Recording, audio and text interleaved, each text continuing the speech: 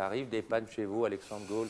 Eh bien, écoutez, ça arrive de temps en temps. Vous Je ne n'avez sais pas pas si on cette dépend de ce électricité, réseau. Comment? Vous n'avez pas cette électricité? Moi, je m'éclaire à la bougie, à la cave. Ah, bougie à la cave. Alexandre Gaule, vous habitez Palan, vous êtes peintre, vous êtes vigneron, vous êtes amoureux de la nature, de la vie, des êtres, des choses. Bref, de nouveau, un homme qui a mille et une qualités. Alors, vous avez un jardin particulier, et j'aimerais qu'on s'y glisse et que vous commentiez les images qui vont suivre, car il y a des bananiers dans ce jardin. C'est exact. Voilà un bananier, en effet, qui a atteint cette année 6,50 m de hauteur. C'est un des plus hauts arbres du jardin et qui donne des bananes lorsque le sujet le plus âgé arrive en bout de course. Il n'y en a pas cette année, mais nous espérons que l'année prochaine, nous aurons 1 ou 2 régimes, les bananes atteignant environ 10 cm sans arriver totalement à maturité. Voilà un petit bananier qui se prépare également et qui va croître au cours des années. Ils sont en pleine terre toute l'année, comme les palmiers, les mimosas que nous verrons tout à l'heure, et différentes autres plantes exotiques. Ma femme, que l'on voit là, est l'âme du jardin. Moi, je n'ai fait qu'en dessiner les massifs et l'ordonnance. Et Palan se situe à 480 mètres au-dessus du niveau de la mer et nous avons là, en quelque sorte, déjà une végétation méditerranéenne. Je pense que les images parlent d'elles-mêmes. C'est beau. Bon, il faut rappeler qu'on est à Montreux, donc je suis de Montreux, parce que depuis quelques secondes, on a l'impression qu'on avait filé sous les tropiques, quoi. C'est exact, mais j'ai toujours eu l'intérêt de faire des essais, de ramener de l'étranger avec toutes les difficultés que ça comporte à la douane, diverses essences, et de les essayer dans cette terre vigneronne de Palan. Et ça ne réussit pas mal en général. Alors, il y a également des oliviers. Il y a des oliviers. Des oliviers qui, pendant de nombreuses années, nous ont donné des olives au mois de décembre. On les a apprêtés à la façon sicilienne. Voilà un petit sujet qui est en train de reprendre sur le tronc de celui qui, malheureusement, n'a pas passé l'hiver terrible de 1985. Et là, c'est un mimosa tout à fait extraordinaire, un croisement entre un mimosa sauvage et un mimosa des 4 saisons. Et vous verrez que le mimosa des 4 saisons a la feuille pointue, et qu'elle est accouplée avec les petits plumets du mimosa conventionnel. Et c'est assez extraordinaire au printemps de voir alors l'exubérance de ces petits pompons jaunes. Et puis alors, à côté, il y a votre vigne. Et dans cette vigne, il y a des palmiers. C'est quand même étrange. Ah, ça c'est exact. Mais alors, c'est grâce aux oiseaux qui viennent piquer les graines des palmiers et qui les lâchent un peu au hasard dans la vigne. Et on trouve tout d'un coup, par hasard, des petits palmiers qui poussent entre les ceps. Alors voilà, puisqu'on a mis le pied dans la vigne, si j'ose dire, avec le palmier... On va passer à la cave. On va passer à la cave. D'accord, comme bien entendu. Vous voyez comme tout est cousu de fil blanc. Alors, on entre dans votre cave, et là également, il faut raconter cette aventure. Alors, vous voyez déjà les quelques raisins, la récolte sera magnifique dans quelques jours, hâtive, la vendange, et c'est toujours la fête à Palan, vous verrez pourquoi. Voilà du raisin blanc qui arrive à maturité. Vous verrez que le raisin rouge n'est pas mal non plus. En voici. Nous avons même essayé de faire du muscat qui donne quelque chose dans notre terre d'excellent. C'est pour quand la vendange? Vous faire goûter. Dans la vendange, dans les 10 premiers jours d'octobre. Voilà un beau symbole sur l'entrée de la cave. Et qu'est-ce qu'on fait maintenant à la cave? Comme je fais une vinification du pinot noir sur 2 ans, je viens goûter par plaisir l'évolution de ce vin qui s'élabore lentement. Il faut dire quand même que votre vin, vous n'étiez pas vigneron, vous n'êtes pas un vigneron de père en fils, et vous avez gagné un prix à l'exposition nationale de 64. Hein. C'est exact, c'était la grosse surprise. Peu de temps avant, homme de la ville, j'étais venu habiter Palan, et on m'a demandé de présenter mes vins à l'exposition nationale, ne les trouvant pas trop mauvais. J'ai fait confiance, j'ai tenté le coup, et la grande surprise a été de récolter une médaille d'or pour le vin blanc et pour le vin rouge. Bravo. Avant de poursuivre, santé, parce que c'est votre vin. Vous savez qu'on n'a pas le droit de faire de la publicité du vin à la télévision, mais il faut dire que vous ne le commercialisez pas. C'est exact, il est pour les amis. et il est bon. En plus. Je vous Pour les remercie. amis, c'est toujours comme ça. Alors, c'est des fêtes parce que vous vendangez et vous allez à la méthode ancienne. Alors, on a quelques images, c'est pas encore l'époque, mais c'est des images, j'allais dire, d'archives. Hein. Ce sont des images d'archives. Vous verrez la fête dans la cave. Voilà le beau côté, après l'effort, c'est la vendange, c'est la bacchanale. Et voilà la bacchanale avec les vendangeuses qui piétinent au pied dans la cuve chaque année pour le plus grand plaisir des aides et des vignerons après une longue journée de labeur que d'assister à cette vieille méthode que l'on trouve peut-être encore au Tessin mais qui a totalement disparu en Suisse romande. Ces dames ont donné l'autorisation, j'espère, pour ces photos. Mais bien sûr. Ah bon, Elles seront j'avais même peur, flattées. parce que c'était un peu tard, faut dire, mais enfin, on ne sait jamais.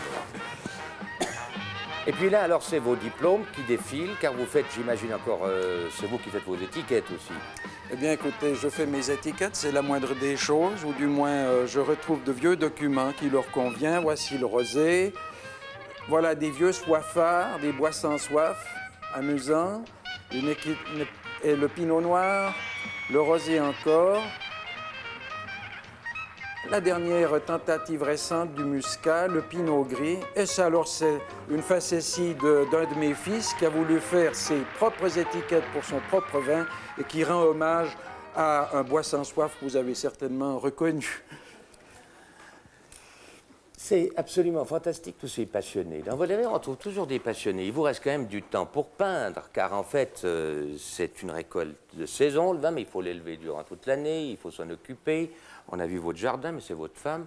Alors, en venons-en à votre peinture. Mais avant toute chose, car il est juste, vous ne connaissez pas la peinture d'Alexandre Goul, ou pas tout le monde, regardez d'abord, et puis après, on en parle un peu.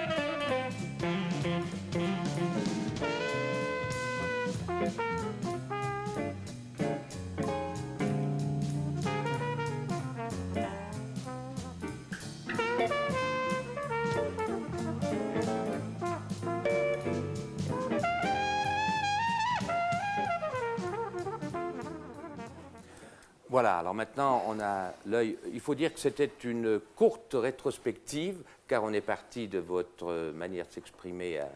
Où il y a une trentaine d'années. Et puis jusqu'à ce que vous faites maintenant. Alors, votre source d'inspiration, est-ce qu'on peut parler d'art figuratif, non figuratif? D'où viennent vos idées? Écoutez, je crois qu'avant tout, il faudrait dire que la peinture, pour moi, c'est en quelque sorte une évasion, je devrais même dire une dérobade devant le monde familier de tous les jours, ses contraintes, ses obligations, la réalité des gens, la réalité des choses. Et je cherche à m'en extraire en prenant des itinéraires intérieurs, en prenant des sentiers de traverse, en prenant des chemins de hasard. Et voyez-vous, par exemple, il y a quelques années, je parcourais cette superbe région du Beaujolais qui est magnifique toute l'année, mais qui prend des colorations chatoyantes, extraordinaires dans l'arrière-automne. Et après avoir parcouru les vignes, je cheminais en voiture sur des petites routes du Beaujolais, quand tout à coup, j'aperçois dans un endroit pratiquement désert de la campagne un vieil écriteau à moitié effacé où on pouvait lire « Attention au train ». Ça m'a paru tellement insolite, et j'adore l'insolite, que j'ai ralenti. Et quelques mètres plus loin, je trouve une toute petite gare, si toute petite gare française qui perdait ses tuiles, qui témoignait là du passage d'un train, de ces petits tortillards qu'il y avait au début du siècle jusqu'à la dernière guerre. Et là, je me suis arrêté. Je me suis trouvé devant une autre inscription, salle d'attente. Il est bien entendu que cette gare fantomatique n'était plus exploitée. Et je vois ce salle d'attente. Pour moi, ça m'a montré que cette petite salle, encore existante, c'était la salle d'attente pour l'éternité. Je me suis retourné Et au bord du petit quai, à moitié noyé par la verdure, j'aperçois des voies ferrées. Alors ces voies ferrées, recouvertes par des herbes folles, forcément ne pouvaient plus aujourd'hui mener nulle part. Mais dans l'esprit du peintre, nulle part, c'est partout ailleurs. Et elle m'ouvrait des horizons. Et à partir de là, ces horizons étant ouverts, tout est permis, tout est possible. On peut cueillir l'argent des feuilles d'olivier, la terre rouge de Toscane, les néons de Montevideo, les neiges grises de New York, et je dirais même les gris somptueux des banlieues sinistres.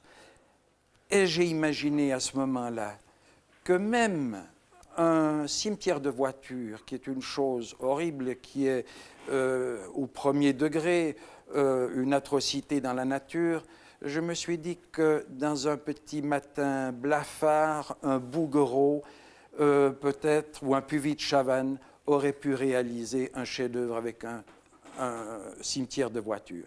Il faudra que je vous arrête parce que vous écouterez des heures. Mais vous savez que dans une émission en direct, c'est fou, les artistes, ils partent et vous êtes déjà dans le rêve. En train Mais de je suis dans le rêve. Oui, mais il faut que je vous réveille parce qu'on doit poursuivre notre émission et vos tableaux nous ont montré combien, effectivement, le rêve est à mi-chemin entre mille choses. Et ce que j'aurais aimé et ce que je voulais faire passer auprès du téléspectateur, c'est que toute œuvre d'art est une œuvre d'amour. Et vous venez de le dire. Si les gens ne comprennent pas toujours l'art, c'est la manière dont vous le dites qui est important. Et pour qu'ils en soient convaincus encore, j'aimerais qu'on passe sur votre affiche, car vous allez exposer tout prochainement. Ainsi, ceux qui veulent voir plus de vos œuvres, alors dites-nous, donc elle a lieu à la galerie Aurum, c'est bien ça? C'est exactement le 27 octobre prochain. Jusqu'au 30 novembre. Hein? Jusqu'à la fin novembre, en effet. Voilà. Et là, c'est donc votre, naturellement, dernière période qui est présentée. La dernière période, les premiers tableaux qui ont été vus datant, eux, alors de l'époque des Beaux-Arts, mais j'ai tenu à les mettre parce que c'est amusant et ça permet de voir la progression. C'est un petit signe.